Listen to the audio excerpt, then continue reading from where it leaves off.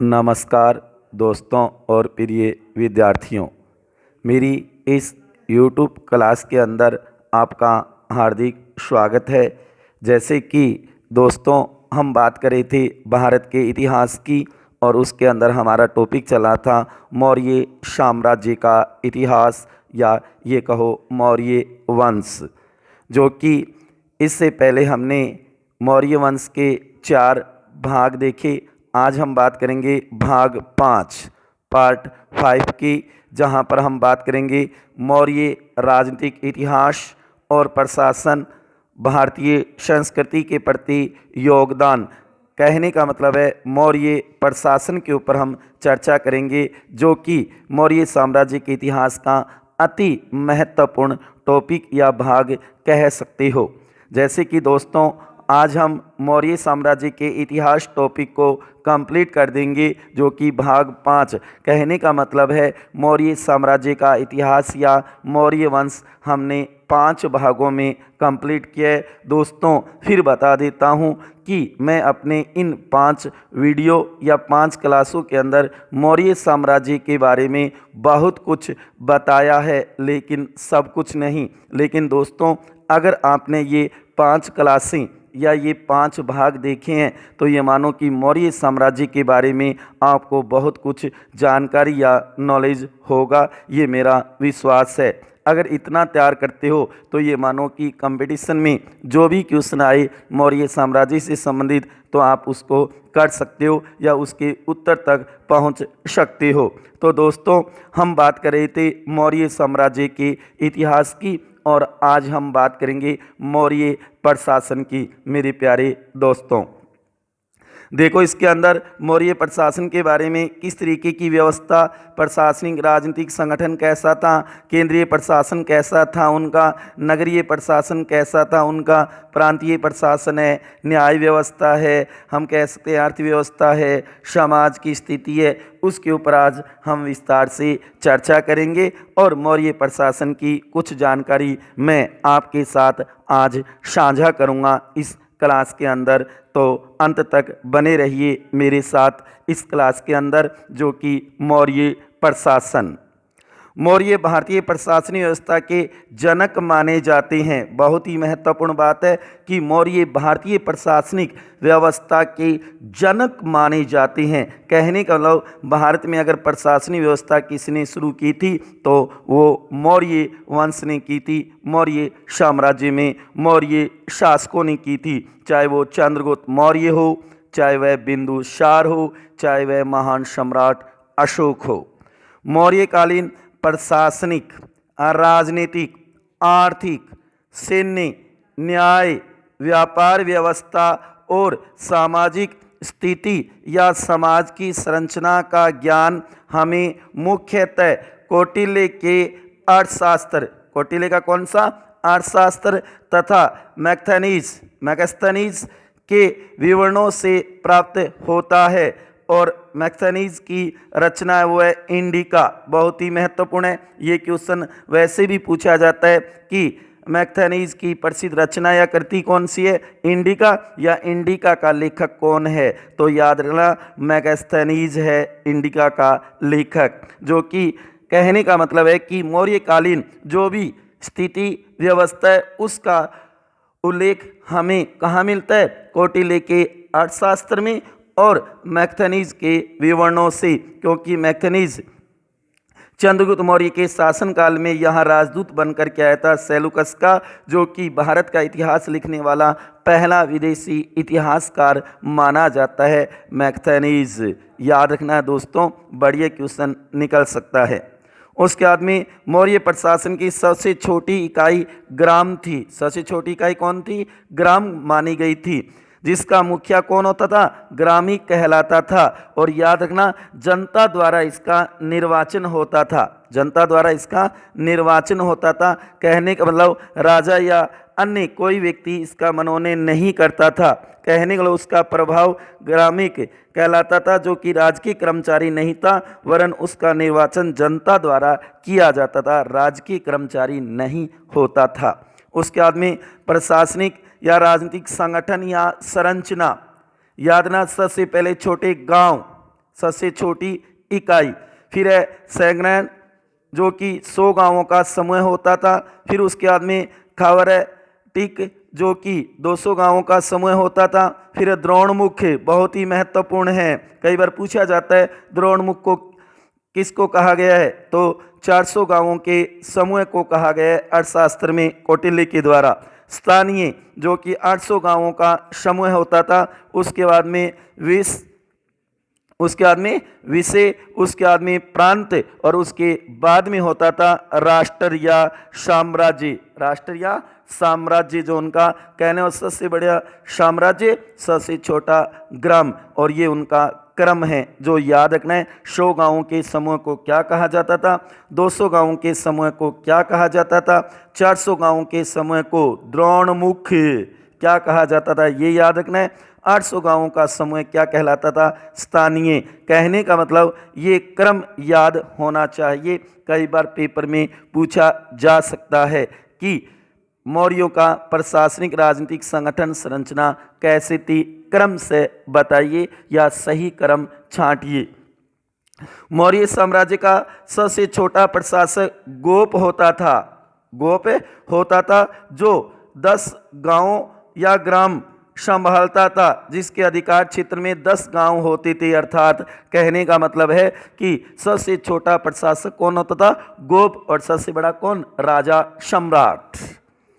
उसके बाद में मौर्य काल में भारत ने पहली बार केंद्रीकृत शासन व्यवस्था की शुरुआत की थी, कह रहे हो स्थापना हुई थी। मौर्य काल में भारत ने पहली बार केंद्रीकृत शासन व्यवस्था की स्थापना हुई थी। केंद्रीकृत, पूरा प्रशासन एक जगह केंद्रित हो जाना, एक सम्राट में, एक स्थान पे, एक राजधानी में केंद्रित हो जाना। सत्ता का केंद्रीकरण राजा में होते हुए भी, केंद्रीकरण कौन था, राजा था, सर्वा प्रमुख होते हुए भी वह निरंकुश नहीं होता था। कहने का मतलब उसको निरंकुश नहीं माना गया था। सत्ता का केंद्रीकरण राजा में होते हुए भी वह निरंकुश नहीं होता था।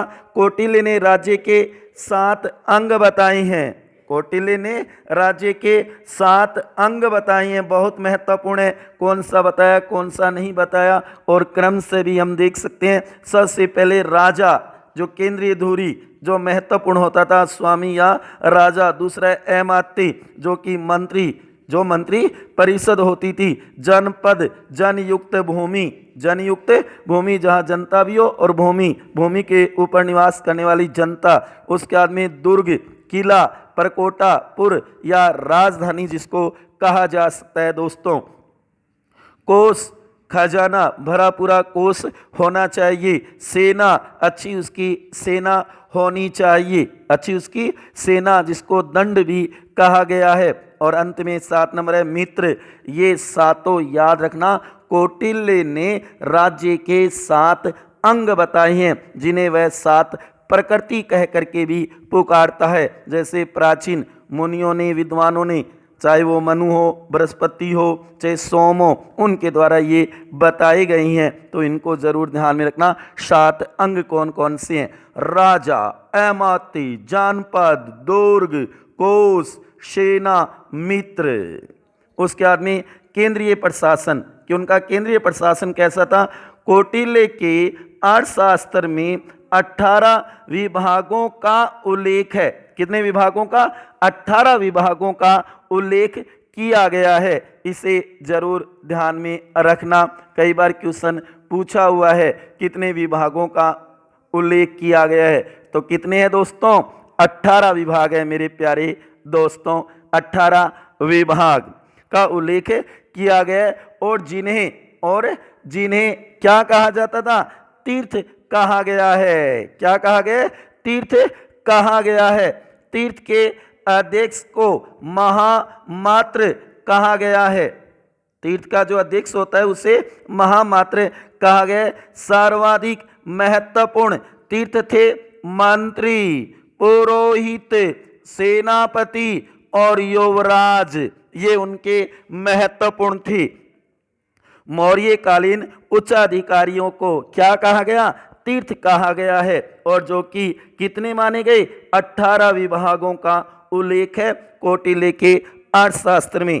अलग अलग, जैसे मंत्री होता उसे प्रधानमंत्री, पुरोहित होता उसे प्रधानमंत्री, सेनापति युद्ध विभाग का मंत्री होता था, युवराज राजा का उत्तराधिकारी होता था, समाहंता जो राजस्व विभाग का प्रधान वित्त मंत्री होता था, वहीं सन्निधाता जो कि राजकीय कोषाध्यक्ष होता था। इस प्रकार से अलग अलग बांटे गए थे, अलग अलग बांटे गए थे। जैसे सीता उस समय भूमि को, और सीताध्यक्ष जो भूमि कर लेता था उसे सीताध्यक्ष कहा जाता था। ये कई बार क्वेश्चन आ चुका है, इसको जरूर ध्यान में रखना।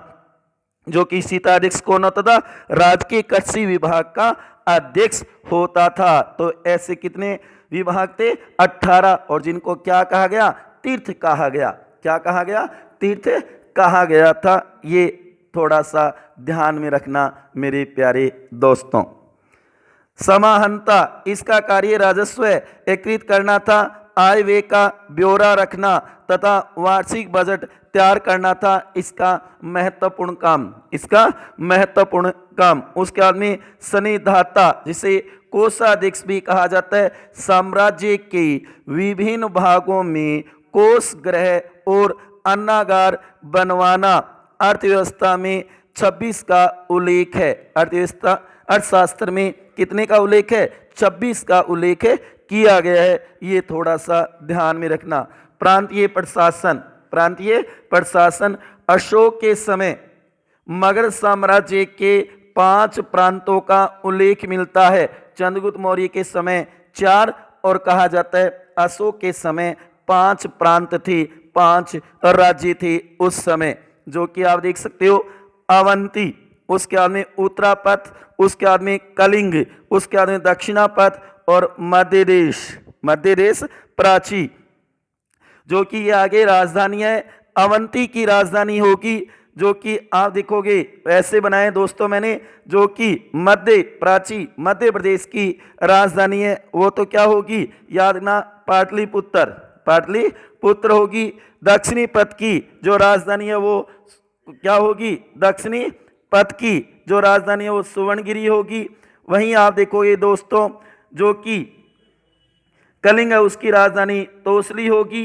वहीं आप देखोगे उत्तरापथ की राजधानी तक्षशिला होगी, और आप देखोगे अवंती की राजधानी है वो उज्जैनी होगी। कहने का लव, ये राजधानियां प्रांत मैंने अपने पिछले वीडियो अशोक वाले में विस्तार से बता रखे हैं, वहां दोस्तों इनको देख सकते हो। जो कि मैं जो बोल रहा हूँ वो सही है। यहाँ पर दक्षिणी पथ की राजधानी है वो सुवर्णगिरी होगी, ये धारणा, दक्षिणी पथ की राजधानी सुवर्णगिरी होगी। थोड़ी सी यहाँ पर गलती है, इसको जरूर ध्यान में रखना। उसके बाद में नगर शासन, मैक्टनीज के अनुसार नगर का शासन प्रबंध 30 सदस्यों का एक मंडल करता था, 30 सदस्यों का एक मंडल करता था, जो 6 समितियों में विभक्त था, 6 समितियों में विभक्त था ऐसा माना जाता है। प्रत्येक समिति में 5 सदस्य होते थे। कितने होते थे, 5 सदस्य होते थे। इसी प्रकार से सैन्य व्यवस्था का संगठन भी 30 सदस्यों की 6 समितियों के हाथों में था, और प्रत्येक में कितने, 5 सदस्य होते थे। कहने का मतलब 6 समितियां विभक्त था उस समय प्रशासन, नगर प्रशासन। प्रथम समिति उद्योग शिल्पों का निरीक्षण करती थी। द्वितीय समिति विदेशियों की देखरेख करने का काम करती थी। तृतीय समिति जन्म मरण का लेखा जोखा करना उसका काम होता था। ये भी बता दूं दोस्तों, अति महत्वपूर्ण बात सामने आई है कि जन्म मरण की, जो हम कहते हैं जन्म और मृत्यु का पंजीकरण, सबसे पहले कहा जाता है मौर्य काल में ही भारत में शुरू हुआ था। बहुत बढ़िया क्वेश्चन बनता है, जन्म और मृत्यु का जो पंजीकरण होता है, लेखा जोखा, मौर्य काल में ही सर्वप्रथम शुरू हुआ था, जो तीसरी समिति का काम था। चतुर्थ समिति व्यापार और वाणिज्य देखना। पांचवी समिति निर्मित वस्तुओं के विक्रय का निरीक्षण करना। और छठी समिति विक्रय मूल्य का 10वां भाग बिक्री कर के रूप में वसूलना। ये कार्य करती थी 6 समितियां, प्रत्येक समिति में 5 सदस्य होते थे। कितने? 5 सदस्य होते थे। सैन्य व्यवस्था भी सेना के संगठन हेतु पृथक सैन्य विभाग था जो 6 समितियों में विभक्त था। प्रत्येक समिति में 5 सदस्य होते थे। कितने होते थे? 5 सदस्य होते थे। ये 5 विभाग थे: पैदल, अश्व, हाथी, रथ तथा नौसेना। सैनिक प्रबंध की देखरेख करने का जो कार्य करता था उस अधिकारी को अंतपाल कहा जाता था या कहलाता था। अंतपाल, ये नोट करना थोड़ा सा। उसके बाद में न्याय विभाग, न्याय व्यवस्था या विभाग, सम्राट न्याय प्रशासन का सर्वोच्च अधिकारी होता था। 2 प्रकार के न्यायालय थे ऐसा माना जाता है अर्थशास्त्र के अनुसार, जो कौटिल्य ने लिखा अर्थशास्त्र में। एक तो था धर्मस्थीय, जो कि दीवानी जो मामले होते थे उनका न्यायालय होता था। और दूसरा था कंटक शोधन न्यायालय, जो फौजदारी मामले देखा करता था। फौजदारी मामले देखने वाला यही था, जो कि कौन सा आप कह सकते हो? कंटक शोधक। राज्य तथा नागरिकों के मध्य होने वाले विवादों का निर्णय करने वाले न्यायालय को कंटक शोधक न्यायालय कहा जाता था। ये फौजदारी अदालतें थी। कैसी थी? फौजदारी अदालतें होती थी।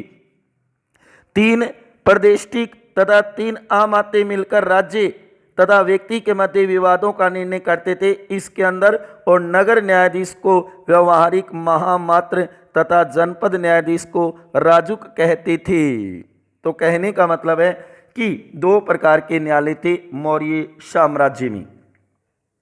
कौटिल्य के अनुसार कानून के 4 मुख्य अंग थे: धर्म, व्यवहार, चरित्र और शासन। ये 4 मुख्य अंग बताए गए हैं कौटिल्य के द्वारा।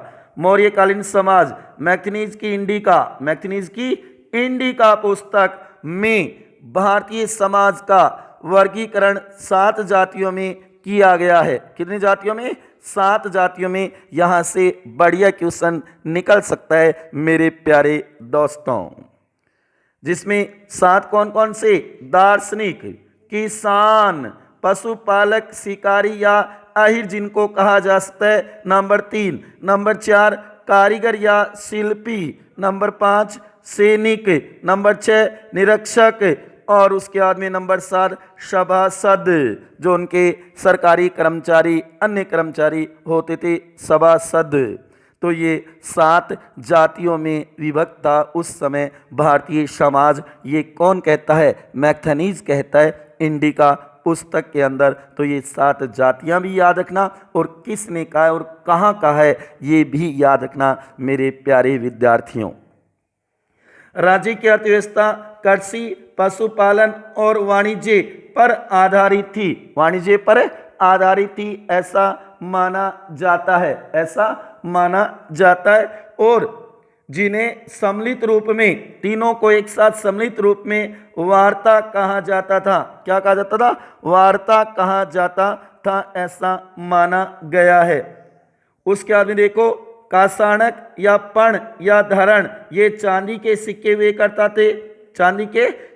करते थे। उसके बाद में सोवर्ण, ये सोने के सिक्के थे। उसके बाद में मासक या काकणी, क्या ये? मासक काकणी, ये तांबे का सिक्का था, जो कि काकणी है वो छोटा होता था, मासक वो बड़ा होता था, तांबे का सिक्का। उसके बाद में महत्वपूर्ण जानकारी है भृगु कच्छ, ये तो था, ध्यान रखना, पश्चिमी। और ताम्रलिप्ति, जो कि पूर्व का प्रमुख बंदरगाह था। कह लो ये 2 प्रमुख बंदरगाह थे उस समय। और कहा जाता है कि मौर्य काल में स्त्रियों की स्थिति को अधिक उन्नत नहीं कहा जा सकता। मौर्य काल में कई बार ऐसी लाइनें आ जाती है, तो इसको थोड़ा सा ध्यान में रखना, जो कि कहा जाता है कि मौर्य काल में स्त्रियों की स्थिति को अधिक उन्नत नहीं कहा जा सकता। फिर भी स्मृति काल की अपेक्षा वे अधिक अच्छी स्थिति में थी तथा उन्हें पुनः विवाह व नियोग की अनुमति थी। कहने का लव स्मृति काल के अनुसार बढ़िया कहा जा सकता है। जैसे कि कौटिल्य ने स्त्रियों के विवाह विच्छेद तलाक की अनुमति दी है। इसके तलाक के लिए उन्हें कौटिल्य ने मोक्ष शब्द का प्रयोग किया है। समाज में वेश्यावृत्ति की प्रथा प्रचलित थी। याद रखना, वेश्यावृत्ति की प्रथा प्रचलित थी मौर्य काल में, तथा इसे राजकीय संरक्षण भी प्राप्त था। स्वतंत्र रूप से वेश्यावृत्ति करने वाली स्त्रियां रूपा जीवा कहलाती थी। इसके कार्यों का निरीक्षक गणिकाध्यक्ष करता था, ऐसा माना जाता है।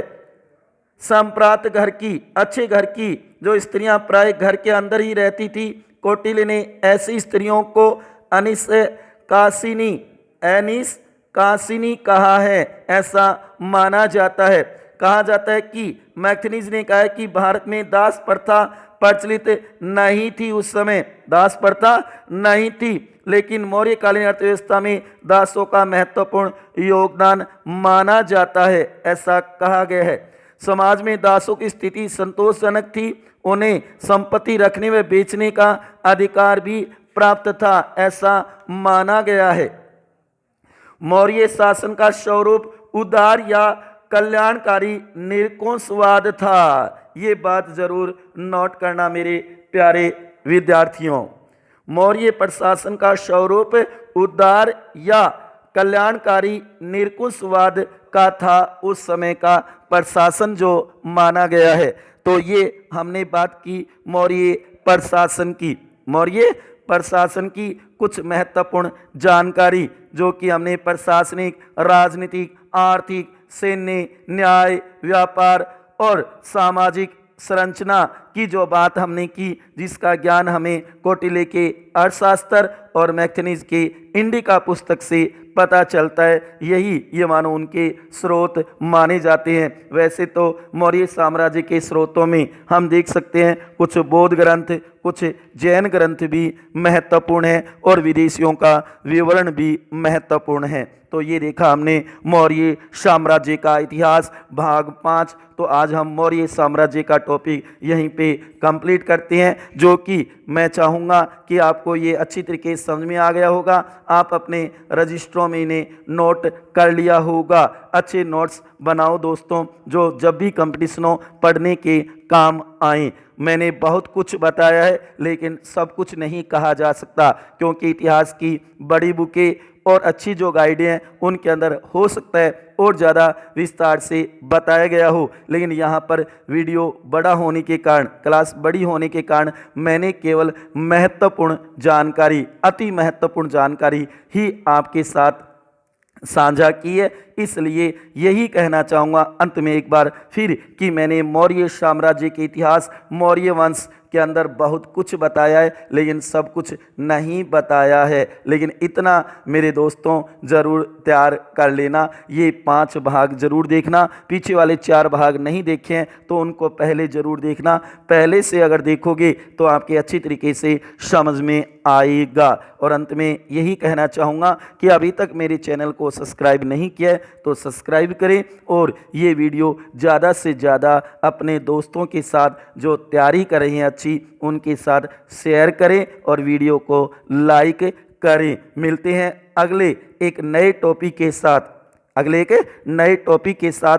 तब तक खुश रहिए, हंसते रहिए, मुस्कुराते रहिए, और जिन्होंने मेरा ये वीडियो देखा है उनको बहुत बहुत धन्यवाद। इसी के साथ दोस्तों मैं इस वीडियो को यहीं पे स्टॉप करता हूँ और धन्यवाद।